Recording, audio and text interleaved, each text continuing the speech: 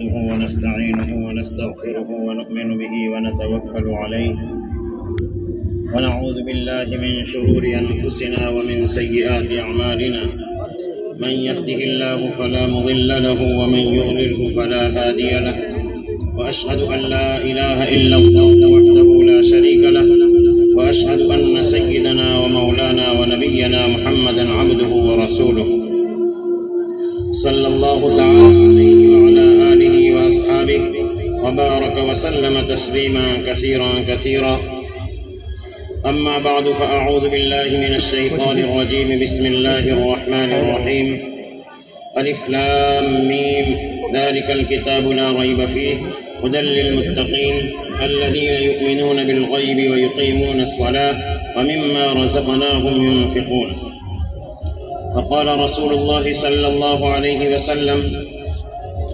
الصلاة عماد الدين من أقامها أقام الدين ومن هدمها هدم الدين أو كما قال عليه الصلاة والسلام۔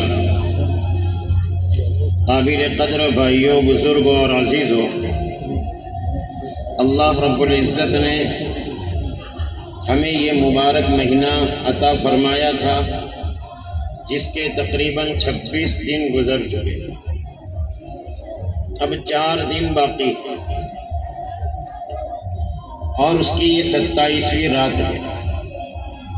بڑی مبارک رات ہے، ممکن ہے ہو سکتا ہے کہ آج ہی شب قدر ہو، ضروری تو نہیں کہا جا سکتا، اس لیے کہ حکم ہے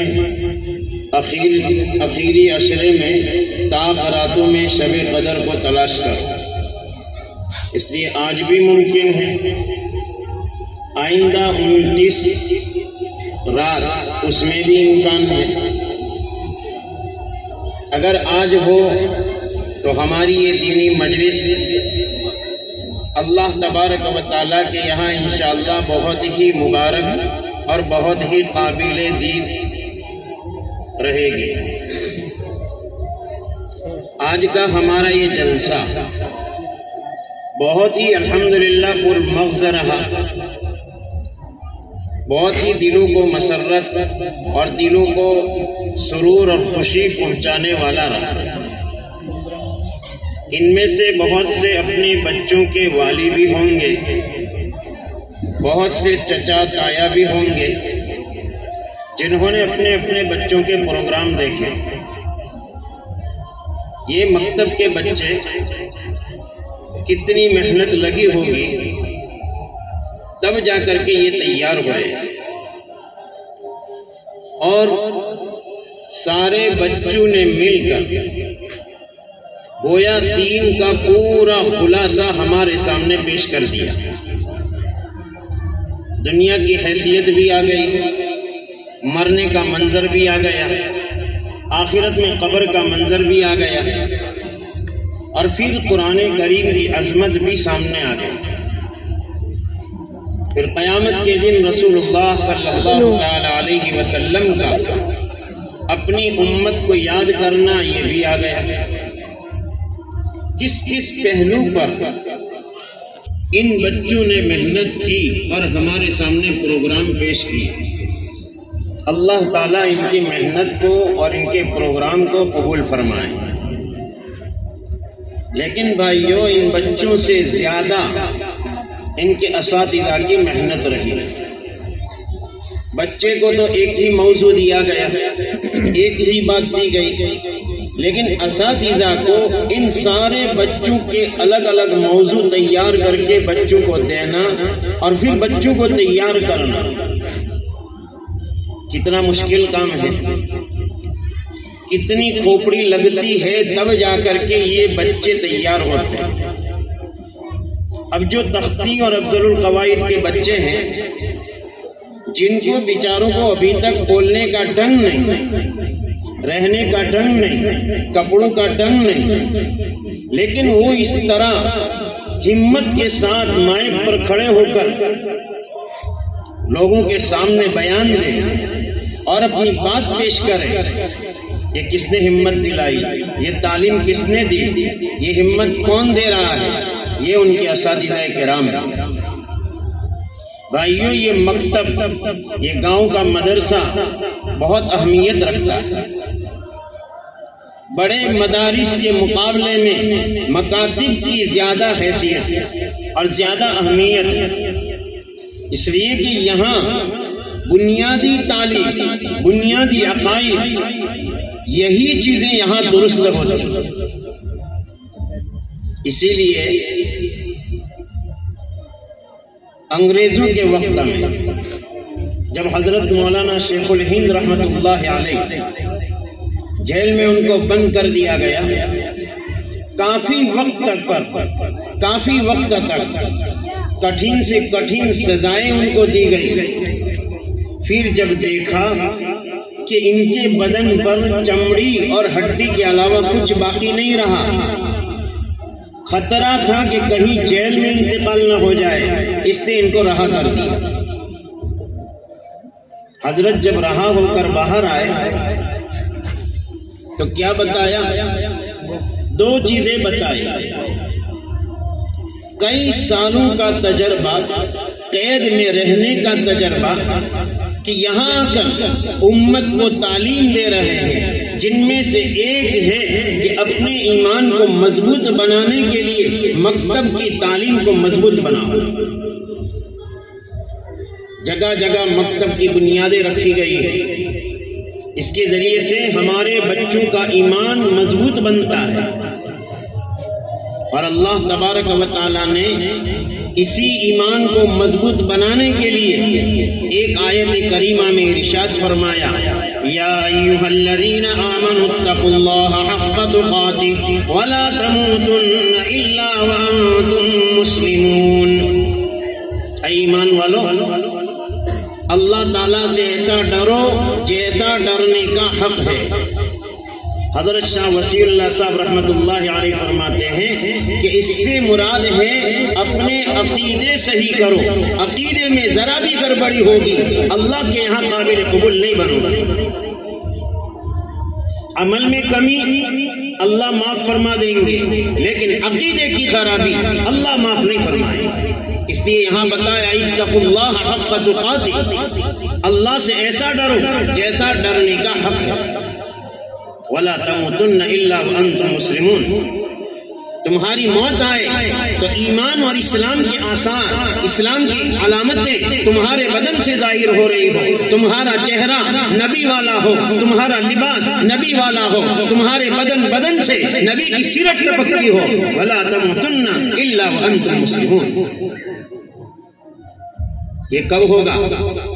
جب مکتب کی تعلیم سے بچہ اپنے کلمے کو صحیح کر کے، قرآن مجید کو صحیح کر کے، اپنے عقائد کو صحیح کر کے دنیا میں قدم رکھے گا، یہ کسی موڑ پر بھی اپنے ایمان کو کھو نہیں سکتا۔ کیوں؟ مکتب کی تعلیم میں اس کا ایمان، اس کے عقائد مضبوط ہو چکے ہیں۔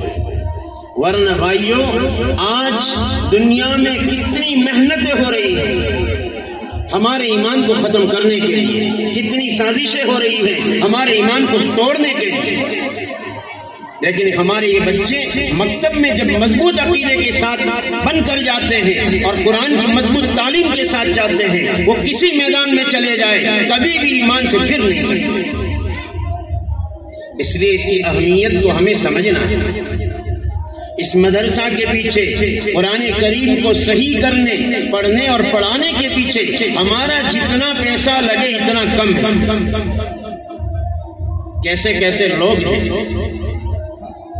کتنے کتنے پیسے اس کے پیچھے لگا رہے ہیں، حالت گھر کی خراب، کھانے کے لیے کچھ نہیں، سر میں ڈالنے کے لیے تیل نہیں، لیکن میرا بچہ پڑھ رہا ہے، اس کے پیچھے اپنے ہزاروں روپے خرچ کر رہا ہے۔ کیوں؟ میرا بیٹا عالم دین بنے گا، اپنی زندگی میں پیغمبر کی سیرت کو اتارے گا، اور نہ معلوم کتنے لوگوں کی زندگیوں کو سیرت نبی پر لانے کا ذریعہ یہ میرا بچہ بنے گا۔ ماں باپ کے دل میں ایمان کی اور قرآن کی قدر ہے۔ یہ قرآن جو ہم تراویح میں پڑھتے ہیں، یہ قرآن جو نمازوں میں پڑھتے ہیں، یہ قرآن جو ہم تلاوت کرتے ہیں، یہ کس کا کلام ہے بھائیو؟ اللہ کا کلام ہے۔ اور کیسا ہے؟ ذالک الکتاب لا ریب فیہ، یہ کتاب ایسی ہے جس میں کوئی شک نہیں، اگر کسی نے اس میں شک کیا تو سمجھ لو اس کا ایمان خطرے میں ہے۔ یہ کتاب بغیر کسی شک و شبہ کی ہے۔ اسی لیے حضور اکرم صلی اللہ تعالی علیہ وسلم پر قرآن کریم نازل ہو رہا ہے، آپ علیہ السلام قرآن پڑھتے جا رہے ہیں، ایک طرف دشمنان اسلام لوگوں کو روک رہے ہیں، کافرین اور مشرکین کو روکتے ہیں، دیکھو خبر رکھنا محمد قرآن پڑھتے ہیں، ان کا قرآن سننے کے لیے مت جانا۔ لیکن رات کی تنہائیوں میں جب حضور اپنے مکان میں قرآن پڑھتے ہوتے، اس وقت میں پاس میں آ کر پڑوس میں آ کر پوری رات حضور کا کلام سنتے اور اسی میں مدہوش ہو جاتے۔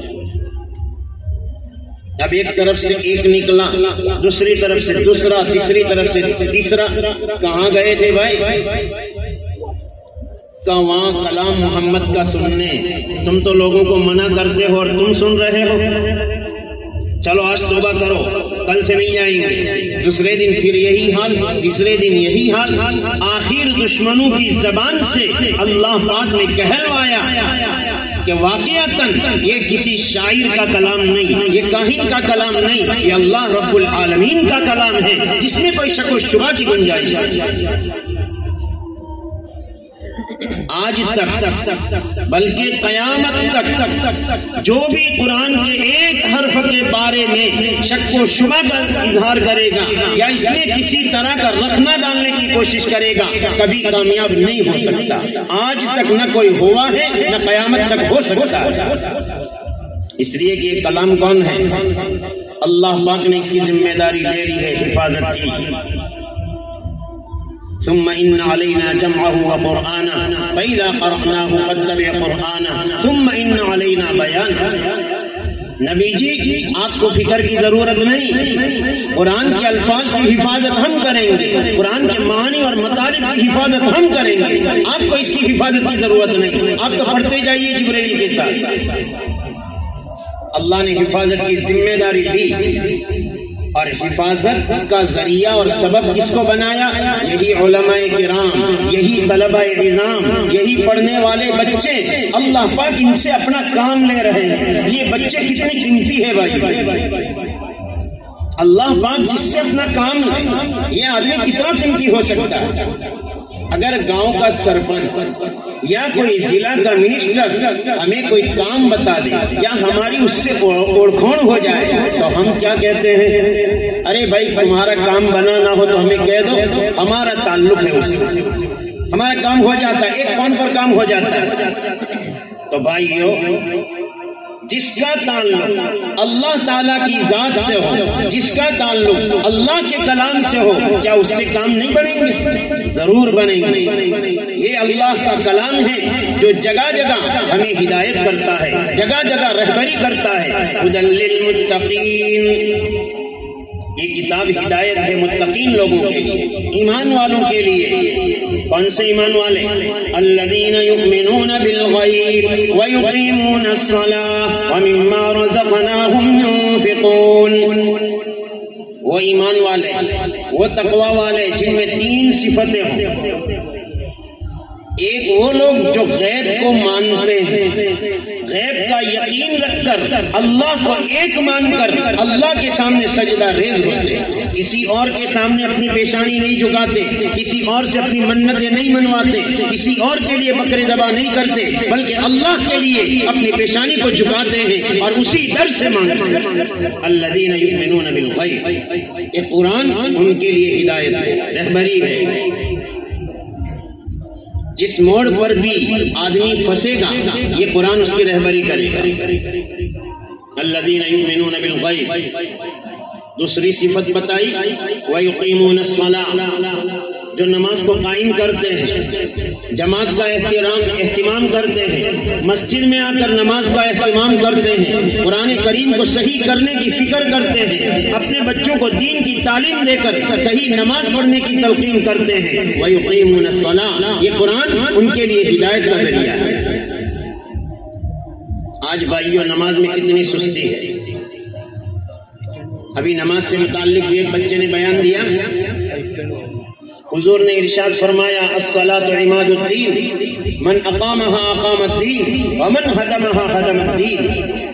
ایمان کے بعد عبادات میں سب سے پہلی اگر کوئی چیز ہے تو وہ نماز ہے۔ نماز کتنی اہم عبادت ہے کہ اللہ کے رسول صلی اللہ علیہ وسلم نے نماز کو بتایا کہ یہ دین کا ستون ہے، اگر تم نے دین کو ڈھا دیا، اگر تم نے ستون کو گرا دیا، سارا دین گر جائے گا۔ اس لیے نماز کو قائم کرنے کی ضرورت ہے بھائیو۔ آج ہمارے معاشرے میں، ہمارے ماحول میں نمازوں کی بہت کمی ہے۔ مسجدیں تو عالی شان بنا دی، مینارے لگ گئے اور طرح طرح کی زیب و زینت کر دی، لیکن حقیقتاً مسجد کی زیب و زینت تو نمازیوں سے۔ اگر مسجد کو رنگ و روغن کر دیا، لائٹیں جلا دی، سب کچھ کیا، لیکن نمازی نہیں ملے تو مسجد کے لیے خوبصورتی کیا رہے؟ اس لیے بھائیو، مسجد کی خوبصورتی تو نمازیوں سے، اس لیے اپنی مسجد کو آباد کرنے کی فکر کرے۔ اور مسجد کو آباد کون کرتے ہیں؟ انما یعمر مساجد اللہ من آمن باللہ والیوم الآخر واقام الصلاة وآت الزکاة۔ مسجد کو آباد کرنے والے ایمان والے جو اللہ پر آخرت پر ایمان رکھتے ہیں، نماز قائم کرتے ہیں، زکوٰۃ ادا کرتے ہیں اور اللہ کے علاوہ کسی سے ڈرتے نہیں۔ جماعت کے چھوڑنے پر حضور اکرم صلی اللہ تعالی علیہ وسلم نے کیا کیا وعیدیں بتائی۔ ایک موقع پر حضور نے ارشاد فرمایا کہ جی چاہتا ہے کسی کو مصلی پر آگے کروں امامت کے لیے اور جا کر ان لوگوں کے گھروں کو جلا دوں جو بلا وجہ کے نماز مسجد کی جماعت میں نہیں آتی۔ حضور کی کس قدر ناراضگی ہے۔ ایک طرف ہم حضور کو راضی رکھنا چاہتے ہیں، حضور سے محبت کے دعوے کرتے ہیں کہ یا رسول اللہ آپ سے ہمیں محبت ہے، لیکن جن چیزوں سے اللہ کے پیغمبر ناراض ہو رہے ہیں ہمیں اس کی کوئی پرواہ نہیں۔ ہمارے پیغمبر بھی کہتے ہوں گے، ہر پیر اور جمعرات کو پیغمبر کے پاس ہمارے اعمال پہنچتے ہیں، پیغمبر کے پاس جب ہمارے اعمال پہنچتے ہوں گے کیا کہتے ہوں گے؟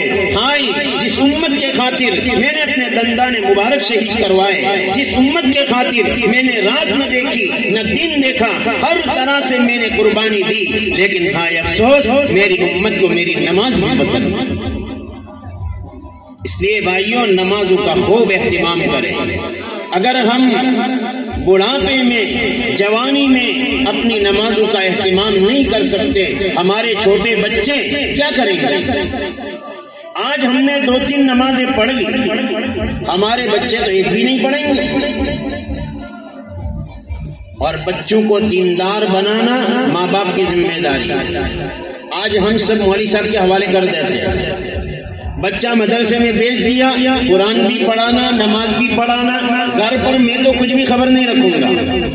بھائیو جس طریقے سے استاد کی ذمہ داری ہے اتنی ہی ذمہ داری بلکہ اس سے زیادہ ذمہ داری ماں باپ کی ہے، اپنے بچوں کی صحیح تربیت کرنا۔ اگر ان بچوں کی صحیح تربیت نہ ہوئی تو نتیجہ کیا ہوگا؟ نتیجہ یہ ہوگا ایک وقت آئے گا ہم مردہ پڑے ہوں گے، لوگ نہلا دھلا کر قبر کے حوالے کر کے مٹی ڈال رہے ہوں گے، ہمارا بچہ یہ بھی مٹی ڈالتے ہوئے کہے گا میرے باپ تو جانے تیرا کام جانے، اب تو میں جا رہا ہوں تیرے مال کا بٹوارہ کرنے۔ اور اگر دیندار بچہ ہے، اس کو عالم دین بنایا ہے، دیندار بنایا ہے، تو یہ روزانہ قبر پر آ کر کچھ ہدیہ بھیجے گا، قرآن شریف پڑھا ہوا ہے قرآن شریف پڑھ کر بھیجے گا، درود پڑھا ہوا ہے درود پڑھ کے بھیجے گا، کتنا ذخیرہ ہو جائے گا۔ ایک مرتبہ حضرت عیسیٰ علیہ السلام کہیں سے گزر رہے تھے قبرستان کے پاس، ایک قبر کے پاس بیٹھے، کشف ہوا کہ قبر والے کو عذاب ہو رہا ہے اس کے کرتوتوں کی وجہ سے، بدعمالیوں کی وجہ سے، جو کچھ کرنا تھا کیا، پڑھا، چلے گئے۔ پھر واپسی ہوئی کچھ وقت کے بعد، وہاں پھر اسی قبر پر بیٹھے تو دیکھا کشف میں کہ جس بندے کو گزشتہ مرتبہ میں عذاب ہو رہا تھا، آج اسی بندے کو اللہ پاک نے جنت کی نعمتوں سے نوازا، عیش اور آرام میں ہے۔ اب سوال پیدا ہوا حضرت عیسیٰ علیہ السلام کے دل میں، اے اللہ، میں نے پہلی مرتبہ دیکھا تو عذاب میں تھا، دوسری مرتبہ دیکھا تو آپ کی رحمت میں، یہ آپ کا بندہ کیسے رحمت میں آ گیا؟ کیا میرا دیکھنا غلط ہے؟ اللہ پاک نے وحی بھیجی، میرے بندے عیسیٰ، تم نے پہلی مرتبہ دیکھا، دوسری مرتبہ دیکھا، دونوں صحیح دیکھا۔ پھر بات کیا ہوئی؟ جو بندہ عذاب میں ہمیشہ کے لیے عذاب میں، جو راحت میں ہمیشہ کے لیے راحت میں، یہاں تو پہلی مرتبہ عذاب میں تھا، اب راحت میں آ گیا، کیسے ہوا؟ اس کے اعمال تو ختم ہو گئے۔ کہا میرے بندے عیسیٰ، میرا یہ بندہ جب مرا تھا بدعمالیوں کے ساتھ مرا تھا، اس لیے قبر میں عذاب بھگت رہا تھا، لیکن جب مرا تھا اس کی بیوی پیٹ سے، بعد میں اس کا بچہ پیدا ہوا، جب یہ بچہ بڑا ہوا 5 سال کا ہوا، اس کی ماں نے اس کے بچے کو مکتب میں مدرسے میں پڑھنے کے لیے بھیجا، تو استاد نے بچے کو پڑھایا، بیٹے پڑھو بسم اللہ الرحمن الرحیم، بچے نے اپنی معصوم زبان سے، جیسے ابھی بچے پڑھ رہے تھے، بسم اللہ الرحمن الرحیم، یہ پڑھا۔ اے عیسیٰ، ایک معصوم زبان مجھے رحمان اور رحیم کہتی رہے اور میں اس کے باپ کو قبر میں عذاب دوں، میری رحمت نے گوارا نہیں کیا، بیٹے کے مجھے رحمان اور رحیم کہنے کی وجہ سے میں نے اس کے باپ سے قبر کے عذاب کو ہٹا دیا۔ واہ واہ، کیا ہے بھائی، ذرا کر کے تو دیکھیں، ہمارے ساتھ بھی یہی معاملہ ہوگا۔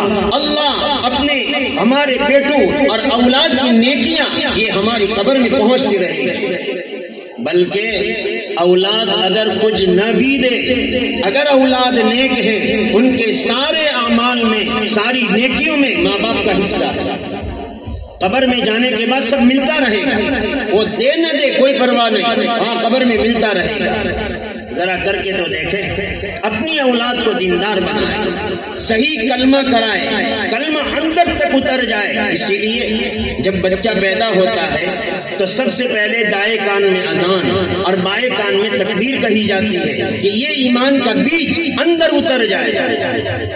بچپن ہی سے بچے کو جس رخ پر ڈالا جاتا ہے، بڑے ہو کر یہی محبت اس کے دل میں رہتی ہے۔ اس لیے بھائیوں، اپنے بچوں کی صحیح تربیت کرنے کی فکر کریں۔ مولوی صاحب کتنی فکر کریں گے؟ ہمیں بھی فکر کرنی پڑے گی۔ بچہ گھر آیا، بیٹا نماز پڑھی، 7-8 سال سے پہلے مسجد میں نہ بھیجیں، اس لیے کہ حدیث شریف میں منع ہے، جنبوا مساجدکم صبیانکم ومجانینکم، اپنی مسجدوں کو معصوم بچوں اور پاگلوں سے پاک رکھو، اس لیے ابھی مسجد میں نہ بھیجیں۔ ہاں 10 سال کے ہو گئے اب بھیجو، جب اس کو صحیح تربیت آ گئی، صحیح ترتیب آ گئی، مسجد کا احترام آ گیا تو اب بھیجو۔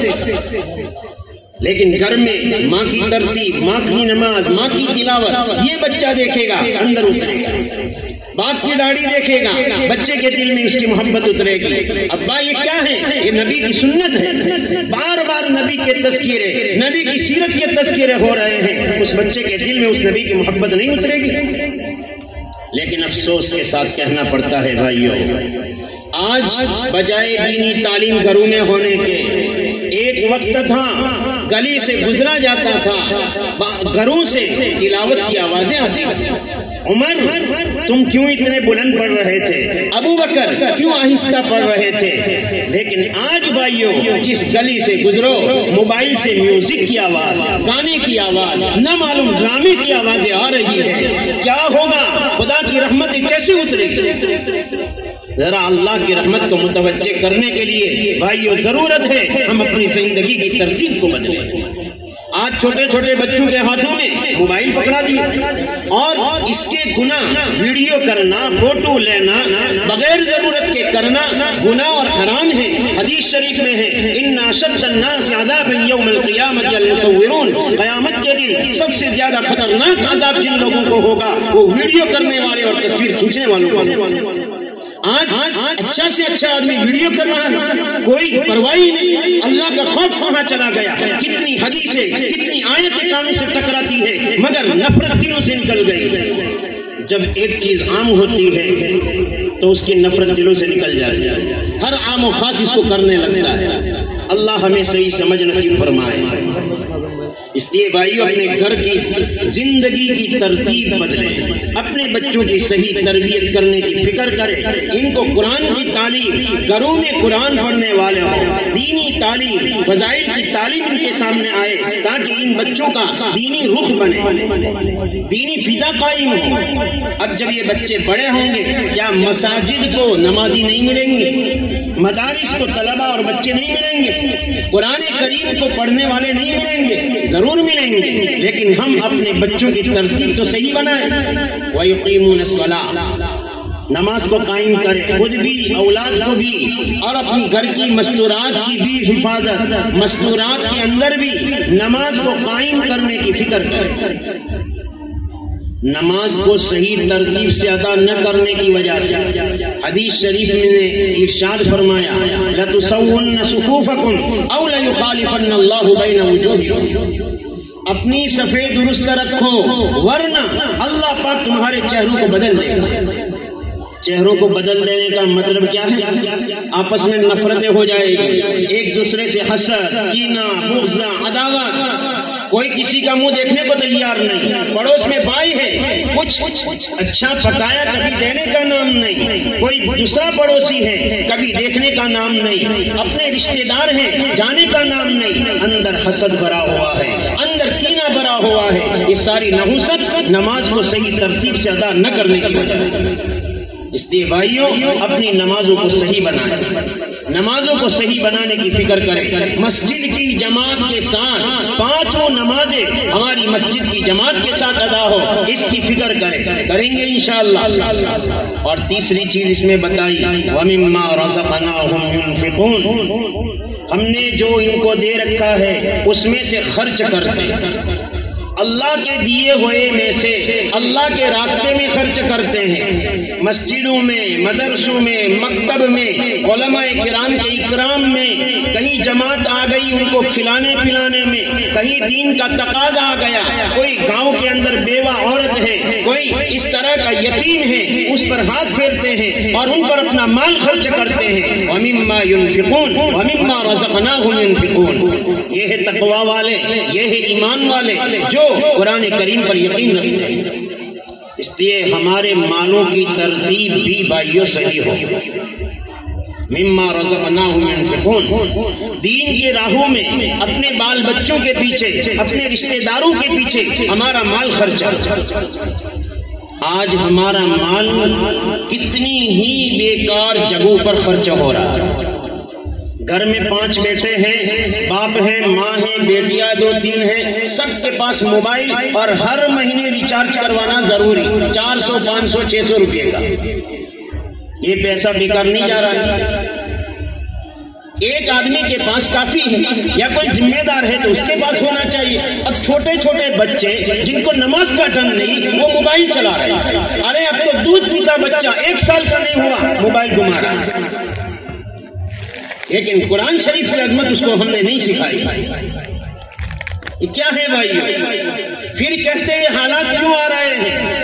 اپنی غفلت تو دور کرنی نہیں۔ نمازوں میں حال کیا ہو رہا؟ پیچھے کی صفیں بے ترتیب، آدھی تراویح کے اندر 1 رکعت رکوع میں جاتے ہیں تب دوڑ کے بھاگ کے ہم آتے ہیں۔ پھر کہتے ہیں حالات کا رخ کیوں نہیں بدلتا؟ پہلے مسلمان تو بنے، اپنے کو قرآن والا اور حدیث والا تو بنائیں، نبی والا تو بنائیں، سیرت کو اپنی زندگی میں اتارے تو صحیح، پھر دیکھیں حالات مڑتے کہ نہیں مڑتے۔ مما رزقناہم ينفقون، اپنے مالوں کی خرچ کی ترتیب صحیح ہو۔ آج ہم مکان بنا رہے ہیں، مکان میں ضرورت ہے 7 لاکھ کی، اور 7 لاکھ والا 12 لاکھ خرچ کرتا ہے۔ کپڑوں میں ضرورت ہے 700 روپے کی، 1000 روپے خرچ ہو رہے ہیں۔ ہوتا ہے کہ نہیں ہوتا بھائی؟ کتنے بیکاری میں پیسے لگ رہے ہیں؟ کیا اتنے ہی پیسے دین کے پیچھے ہمارے لگ رہے ہیں؟ الحمدللہ دینے کا جذبہ ہے. ابھی ہی معلوم ہو گیا الحمدللہ کتنے لوگ ماشاءاللہ دے رہے ہیں. جس طریقے سے بچوں کے لیے ہم نے ہدیے تحفے پیش کیے، اساتذہ کے لیے بھی پیش کیے الحمدللہ، لیکن اور بھی زیادہ ہونا چاہیے. جتنا بچوں کے لیے زیادہ نہ صحیح، کم سے کم اتنا تو ہو. ہمارے اساتذہ یہی علماء کرام ہمارے دین کے رہبر ہیں، یہی ہمیں دین کی رہبری کرنے والے ہیں، یہی آگے کی منزلیں طے کرنے والے ہیں، اور دین کا رخ کہیں بھی پھرتا ہے یہی علماء آگے بڑھتے ہیں اور لوگوں کی ذہنوں کو وہاں سے ہٹا کر دین کی طرف موڑتے ہیں. یہی علماء کرام ہیں. ان کی یہی قدر بھائیو، ان کا دلوں سے اکرام کریں. کبھی بھی ان سے کبھی نہ الجھے. ہاں ان سے کوئی کوتاہی ہوتی ہے اکرام کے ساتھ بتا دیں، بتانا ضروری، لیکن الجھنا، ان کے پیچھے بدزنی. آج محنت ہو رہی ہے مستقل عوام کو علماء سے توڑنے کی کہ علماء سے ہٹ جائے، چونکہ رہبر علماء ہیں، ان سے امت کٹے گی، بٹوارہ ہو جائے گا، پھر علماء چیختے رہیں گے، چلاتے رہیں گے، کچھ ہونے والا نہیں. اس لیے بھائیوں اپنے آپ کو قرآن سے، حدیث سے، علماء سے جوڑے رکھیں، ان کا اکرام ملحوظ رکھیں. وَمِمَّا رَزَقْنَاهُمْ يُنْفِقُونَ، اپنے مال کو صحیح مصرف میں خرچ کریں. لیکن اللہ نے یہاں کیا فرمایا؟ مِمَّا رَزَقْنَاهُمْ، خرچ کرو اس مال میں سے جو ہم نے دیا.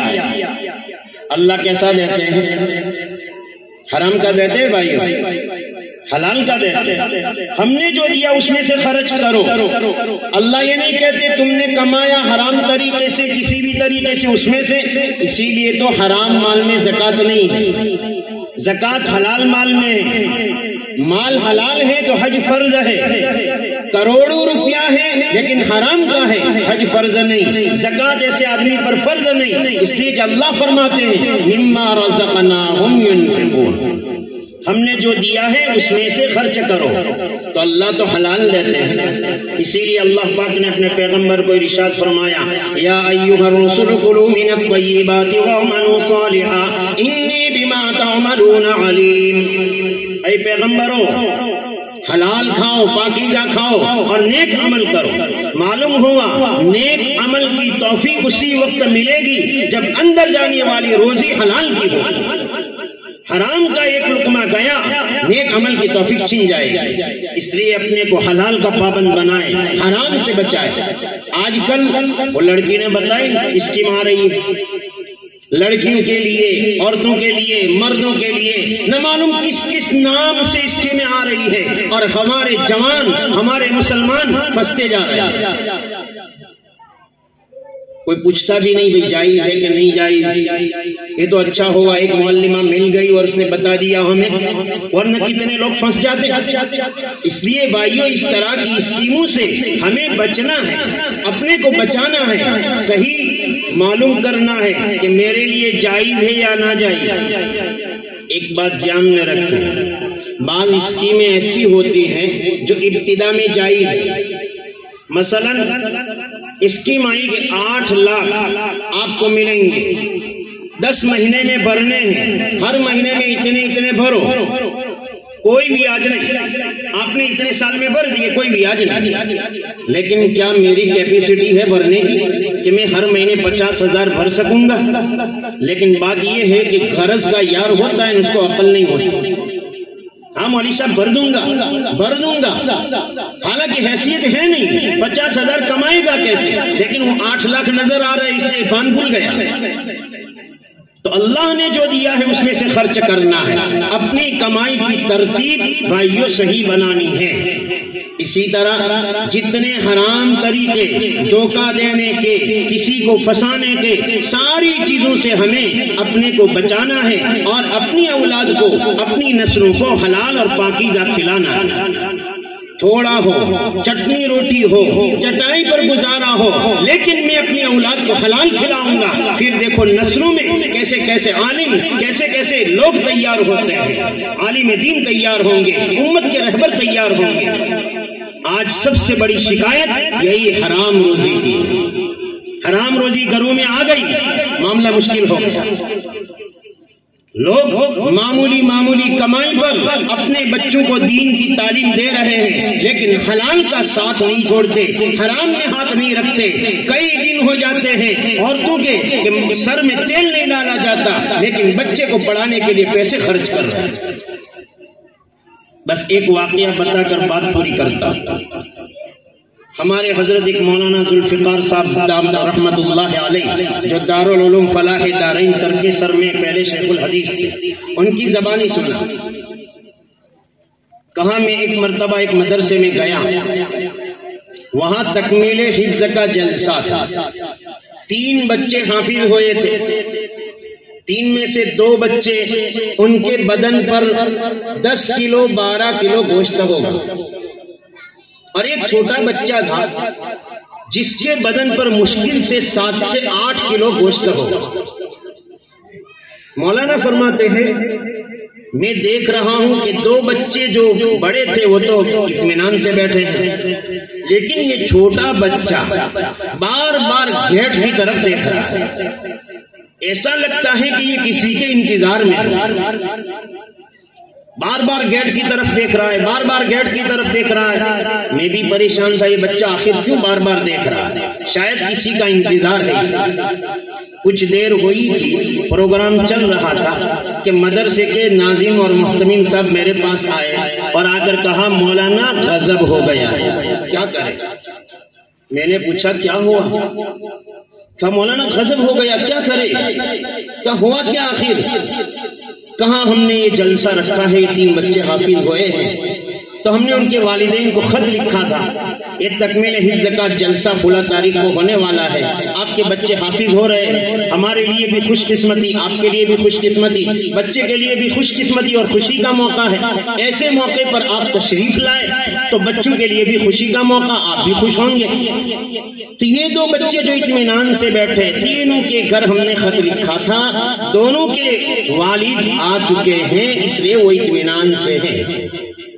رہا تیسرا بچہ، اس کے گھر بھی ہم نے خط لکھا تھا۔ ہوا کیا؟ خط گھر پہنچا، اس کے والد کا عالم یہ تھا مدرسے تک پہنچنے کے لیے پاس میں کرایہ نہیں، آس پاس میں سے کرایہ لیا۔ بھائیو میرا بچہ حافظ ہو رہا ہے، میرے پاس کرایہ نہیں، مجھے کچھ کرایہ دے دو، میں بعد میں تمہیں ادا کر دوں گا۔ کرایہ لے کر بس سے روانہ ہوا، مدرسے سے 10 کلومیٹر دوری پر بس ایک ہوٹل پر رکی، چائے کے لیے سب رکے۔ اس کے باپ نے ہاتھ میں رکابی چائے پی لی اور وہیں ہارڈ فیل ہو کر انتقال ہو گیا۔ اب اس بچے کو جو بار بار گیٹ کی طرف دیکھ رہا ہے، ابھی میرے ابا آئیں گے، مجھے سینے سے لگائیں گے، میری ملاقات لیں گے، مجھے خوشبات دیں گے، کیا جواب دیں ہم اس بچے کو؟ مولانا نے بچے کو پاس میں بلایا، پوچھا بیٹے کیوں بار بار دیکھ رہے ہیں؟ کہا مولانا میرے ابا آنے والے ہیں، ابھی میرے ابا آئیں گے، مجھ سے ملیں گے، میں انتظار میں ہوں، کب مجھ سے ملے؟ کہا میں نے اس بچے کے سر پر ہاتھ پھیرتے ہوئے کہا بیٹے جس باپ کے انتظار میں ہے تو وہ باپ دنیا سے رخصت ہو گیا، وہ ہاتھ جو آ کر تیرے سر پر پھیرتا، ہائے افسوس تیرا سر اس مبارک ہاتھ سے محروم ہو۔ پھر تو کیا تھا، لوگوں نے انعام دینا شروع کیا، کوئی کپڑا ڈال رہا ہے، کوئی پیسہ ڈال رہا ہے، کوئی چادر ڈال رہا ہے۔ میں نے بچے کے سر پر ہاتھ پھیرتے ہوئے کہا، بچہ رونے لگا، ہائے میرا باپ چلا گیا جس کے انتظار میں ابھی تک تھا۔ میں نے کہا بیٹے لے اتنا سارا انعام تیرے پاس آ گیا، اب کوئی غم کا موقع نہیں، لیکن بیٹے وہ ہاتھ تیرے باپ کا وہ رحمت اور شفقت والا ہاتھ مجھے اب کہاں نصیب ہو؟ بھائیو کیسے لوگوں نے کس طرح سے اپنی اولاد کو حافظ اور عالم دین بنایا ہے، ہم جانتے نہیں، مال خرچ کرنے کی جگہ یہ ہے اپنی اولاد کو دیندار بنائے، اپنی اولاد کے پیچھے خرچ کرے، ان کو عالم دین بنانے کے پیچھے، ان کو دین کی نسبت پر جماعت میں بھیجنے کے پیچھے، ان کو اللہ والوں کی صحبت میں رکھنے کے پیچھے، اور جب ہمارا مال خرچ ہوگا یہ مال اگے گا اور قیامت کے دن ہمیں کام لگے گا۔ اس لیے بھائیوں، یہ قرآن کریم جس میں کوئی شک و شبہ کی گنجائش نہیں، یہ متقین اور ایمان والوں کے لیے ہدایت ہے۔ جو ایمان والے غیب پر یقین رکھتے ہیں، اللہ کے ساتھ کسی کو شریک نہیں ٹھہراتے، نماز کو قائم کرتے ہیں اور اللہ کے حلال دیے ہوئے میں سے اللہ کے راستے میں خرچ کرتے ہیں، یہ تینوں صفات ہماری زندگی میں بھی آنی چاہیے۔ آئے گی نہیں آئے گی انشاءاللہ؟ اللہ ہم سب کو یہ صفات کاملہ نصیب فرمائے۔ بھائیو، یہ مبارک رات ہے اور آپ نے بھی سنا ہوگا، کتابوں میں بھی آتا ہے، یہ مبارک راتیں ایسی ہوتی ہیں کہ اعلان ہوتا ہے معاف کر دو سارے بندوں کو لیکن 4 لوگوں کو چھوڑ دو، 4 لوگوں کو چھوڑ دو، ابھی معاف مت کرو۔ کون سے 4؟ شراب پینے والا، ماں باپ سے قطع تعلق کرنے والا، کینہ رکھنے والا، لوگوں سے قطع تعلق کرنے والا، رشتہ ناتا توڑنے والا۔ اللہ فرماتے ہیں ان کو چھوڑ دو۔